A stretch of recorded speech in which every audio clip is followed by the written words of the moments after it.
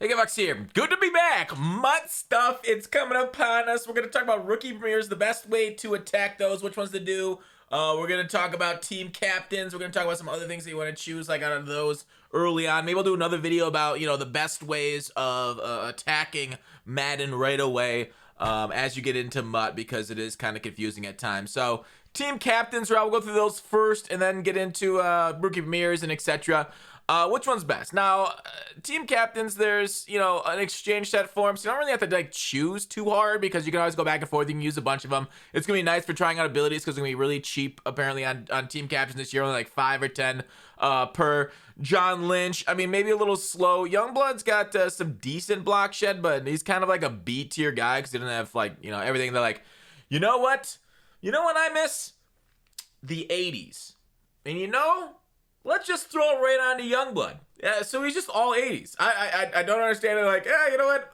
Let's meh him out, right? He's just all like, meh. He's good, I guess. Meh.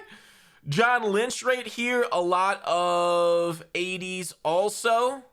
He got a 79 though, so they missed disco, I guess, on his man coverage. And Sean Alexander here.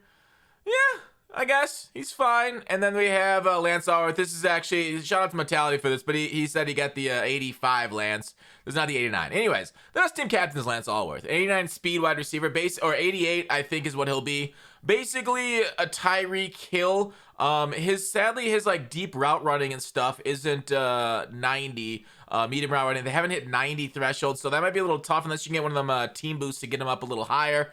So overall, I like Lance best because he has speed at a position that needs it. Otherwise, secondly, I don't mind a good secondary guy. I feel like there's going to be a lot of great running backs. Like if you recall any Mutts of years past, running backs and quarterbacks, we get basically a new best one every week. Now, of course, early on in the season, we won't have that because early on, they put out all the content and they kind of give it a couple weeks to breathe before they start bringing in new content. So overall, that's where we get our staleflation on early in the year. If you remember any of that, we'll talk about prices of rookie premieres specifically in a bit. So overall, I mean, Youngblood's just kind of and that's why I think I think it goes Lance, Lynch, Youngblood, and then Alexander. Alexander can be kind of a beast though, but I feel like there's gonna be faster and maybe a Derrick Henry. I don't know. Depends on how much he goes for. 225 isn't extremely if next gen plays next gen a little bit like last year. I think weight's gonna matter quite a bit for falling forward.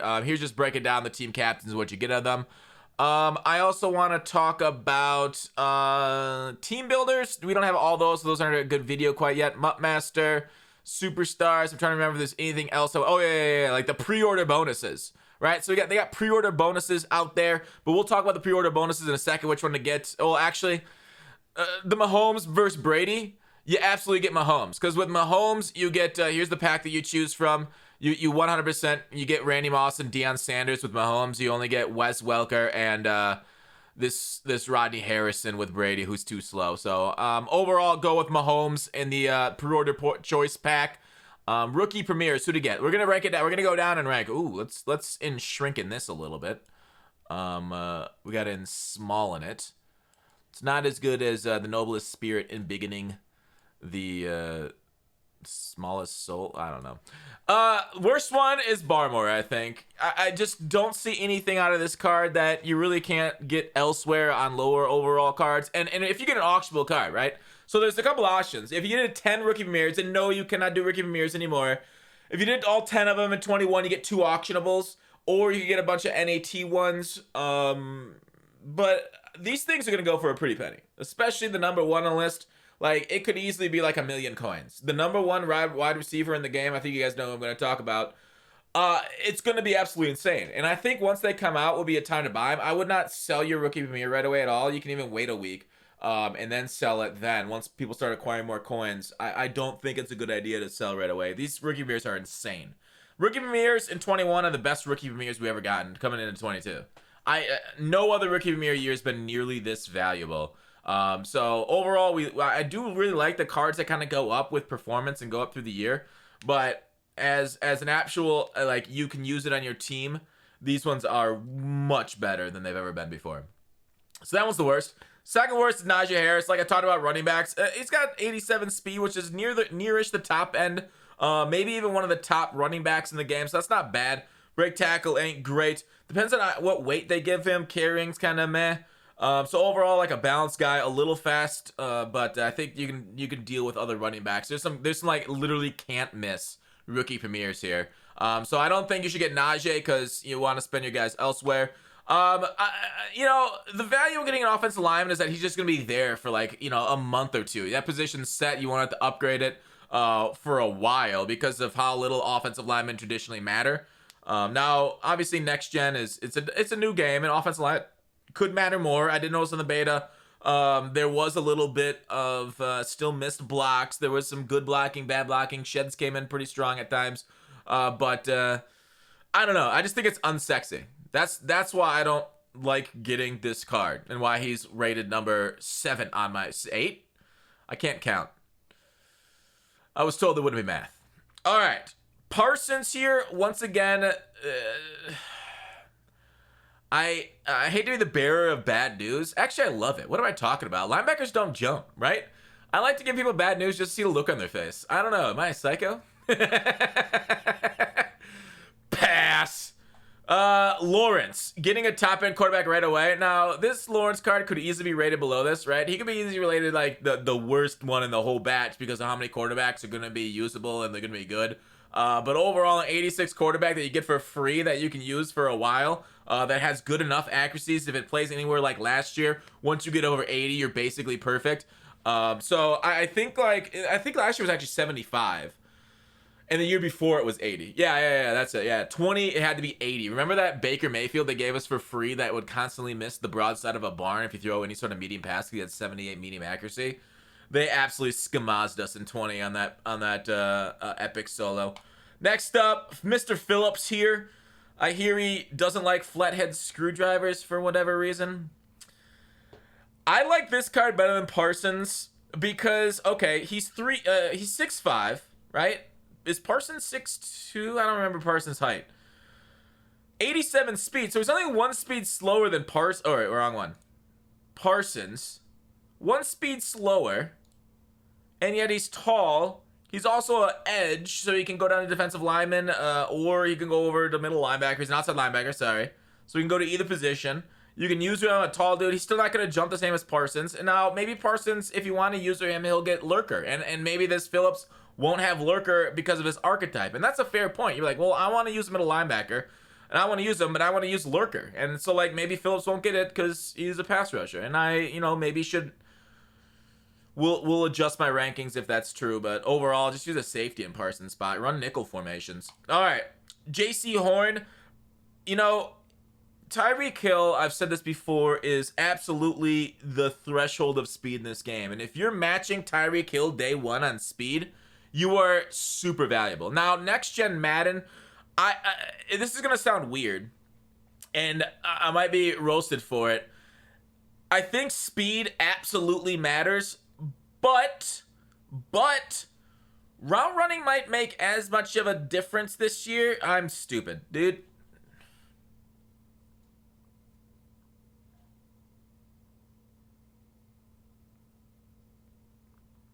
Let's keep going.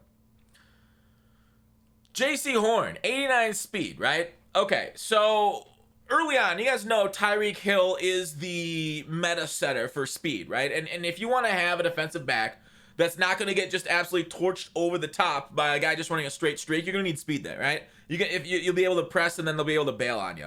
Now, his man coverage, zone coverage aren't that great, which early game cards, maybe some of the more veteran cards will higher zones, they'll react better. But overall, for a guy that's 89 speed, I do not hate this J.C. Horn right away because he's going to be one of the fastest DBs out there. Maybe the fastest, because like I said about Tyreek Hill being the meta setter for speed, JC's there with you, right? So overall, I do enjoy this card, right? Even the pre-order Dion has 80... What did he have? Pre-order Dion had... let me scroll to it. I went the wrong way on the website. Pre-order Dion's got 88 speed. So he's faster than pre-order Dion. Kind of a big deal. Kinda. So... I like that, right? Speed rules everything around me. Scream.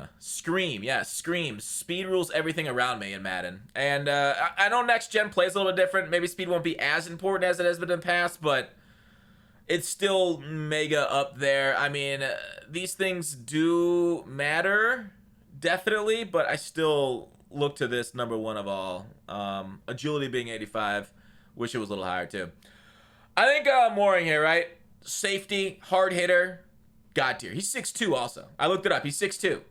Absolutely God tier day one user. Way better than Parsons. Play nickel coverage. Play him, user him, and have a good time. Now, obviously, you won't have as good a time in 22 next gen as you would in like current gen because of the movement problems of next gen. But overall, I think he's going to get a lot of lurks for you.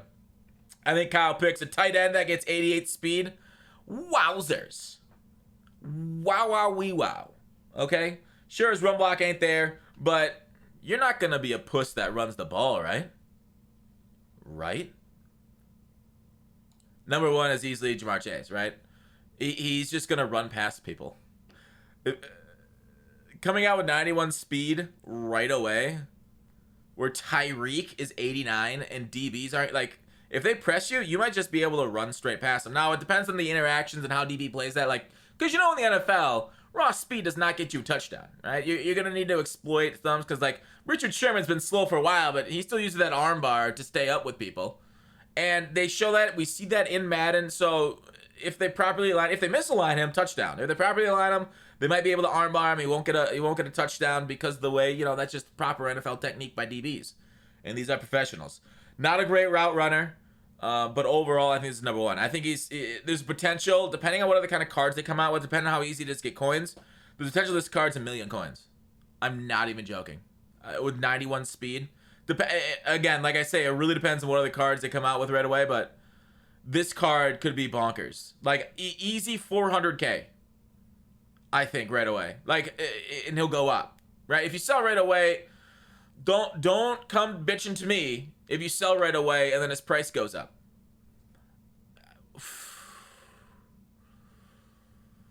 Being 2 speed faster than Tyreek.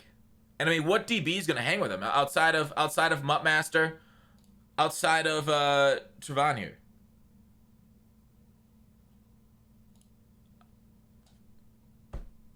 That's it. That's what I want to talk about. We were also going to talk about the pre-order cards to get. Generally, these things aren't great. They're like 82 overalls. And just get like a lineman or something. I mean, you could get somebody, but they're not really going to make much of a difference. Right? Say like, if you get like a Khalil Mack, Bates, like you could just fill in a spot. I would not buy a quarterback. I would not get a quarterback or running back with it. I don't think it's a bad idea. Maybe you can get like a third wide receiver right away. It's not a bad idea at all to get somebody fast. Waller, I think, early on would be very good. Donald's going to be nerfed, but it is Aaron Donald, so he'll have really good traits. TJ Watt, based off his regs rating, you will not want to get him. They really screw him. I don't know why they screw him every year. They absolutely hate the Steelers. It makes no sense to me. Minka was so disrespected. But that's my thoughts, right? Go wide receiver, go DB that you can make like a 4th DB out of and take it long term. Otherwise, you know, it's not a bad idea to have like an interior defensive lineman. Interior offensive lineman would be great because he'll be locking that down for you for a while, and you can get more exciting cards on the outside at wide receiver or CB with your other picks. So those are my that's my like pre-order. Sorry, it's a little bit of a longer video than I thought it was gonna be. I thought it was gonna be quicker, but that's it. That's what you should get in ranking them. Let me know what you guys think. Thumbs up. We're going for 100K, boys. Please subscribe. We need it. It's been 6 years we've been doing this. We got to get 100K this year. We're doing it. Subscribe, please. See ya.